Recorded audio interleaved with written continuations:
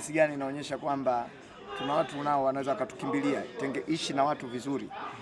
Kwa hiyo umemwona mwenzetu kalala. Vingine tunaachia utaratibu utakaofuata. Lakini kikubwa mwenzetu kapumzika. Tunashukuru watu wa awali waliokuja kutupa ushirikiano. Tunashukuru wafanyakazi wa hapa hospitalini Dodoma wote kwa ujumla wao, ndugu jamaa na marafiki, na wasanii mbalimbali ambao wanaendelea Dar es Salaam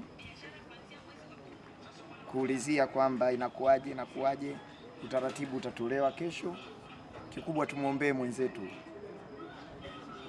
Bwana awe naye.